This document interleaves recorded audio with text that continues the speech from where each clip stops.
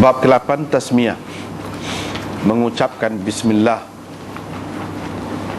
atau mengingati Allah dengan menyebut namanya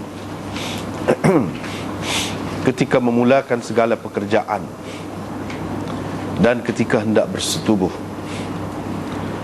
Imam Bukhari dengan sanadnya meriwayatkan daripada Ibnu Abbas, beliau mengangkat hadis ini kepada Nabi SAW, yakni mengaitkan hadis ini sebagai sabda Nabi SAW. Baginda bersabda, kalaulah seseorang daripada kamu ketika akan mendatangi istrinya membaca Bismillah, Allahumma jannibna syaitan wa jannibish syaitana ma razaqtana, bermaksud dengan nama Allah, jauhkan kami daripada syaitan dan jauhkan syaitan daripada apa yang engkau kurniakan kepada kami. Niscaya syaitan tidak dapat memudaratkan anaknya jika ditakdirkan mereka berdua mendapat anak. Bab ke-9, apa yang diucapkan seseorang ketika hendak memasuki tempat membuang air. Dengan sanadnya Imam Bukhari meriwayatkan daripada Anas, beliau berkata, Nabi SAW apabila masuk ke tempat membuang air mengucapkan, Ya Allah, aku berlindung denganmu daripada syaitan jantan dan syaitan betina. Ibnu Ar'arah menjadi mutabi' kepadanya daripada Syu'bah.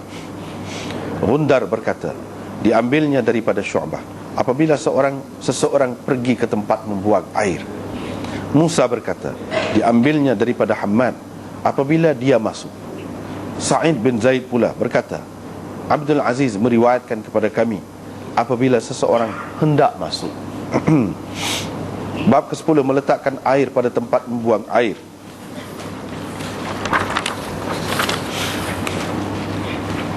Dengan sanadnya Imam Bukhari meriwayatkan daripada Ibnu Abbas bahawa Nabi SAW masuk ke tempat membuang air, lalu saya meletakkan air untuk beliau bersuci. Setelah keluar, Nabi SAW bertanya, siapakah yang meletakkan air ini? Maka diceritakanlah kepada beliau. Lantas Nabi SAW mendoakan, yakni untuk Ibnu Abbas, Ya Allah, berilah faham yang mendalam kepadanya tentang agama. Bab ke-11, tidak boleh menghadap kiblat ketika membuang air besar atau air kecil, kecuali dekat binaan, dinding atau seumpamanya. Dengan sanadnya Imam Bukhari meriwayatkan daripada Abi Ayyub Al-Ansari, katanya Nabi SAW bersabda, apabila seseorang daripada kamu pergi ke tempat membuang air, maka janganlah dia menghadap kiblat dan janganlah juga dia membelakanginya, yakni pada ketika membuang air itu, tetapi menghadaplah ke arah timur ataupun barat. Bab ke-12, orang yang membuang air dengan duduk berpijak di atas dua biji batu bata. Dengan sanadnya Imam Bukhari meriwayatkan daripada Abdullah bin Umar, beliau berkata, orang ramai mengatakan apabila engkau duduk untuk membuang air, maka janganlah engkau menghadap kiblat dan janganlah juga menghadap Baitul Maqdis. Abdullah bin Umar berkata, pernah pada suatu hari saya naik ke atas bumbung rumah kami, tiba-tiba saya ternampak Rasulullah SAW sedang duduk berpijak di atas dua biji batu bata dengan menghadap Baitul Maqdis untuk membuang air. Dan dia, yakni Ibnu Umar, berkata kepada kepada muridnya, yaitu Wasi',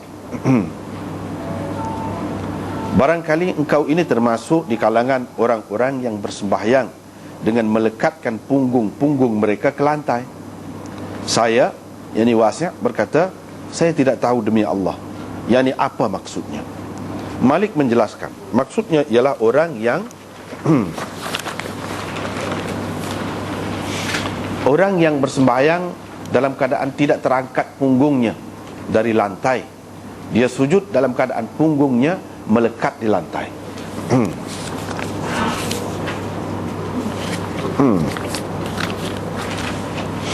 Kita tengok pula Muka surat 117. Bab tasmiyah. Tasmiyah asal maknanya menyebut nama Allah, mengingati Allah dengan menyebut namanya. Tidak semestinya dengan bismillah, tetapi yang paling umumnya dengan bismillah. Ketika memulakan segala pekerjaan, maksud segala pekerjaan ini yang baik. Sebab itu dalam bracket tu kan, sebenarnya tak ada dalam lafaz asal, tapi maksudnya begitu. Maksudnya begitu. Dan ketika hendak bersetubuh, ketika hendak bersetubuh juga, mana elok baca begitu.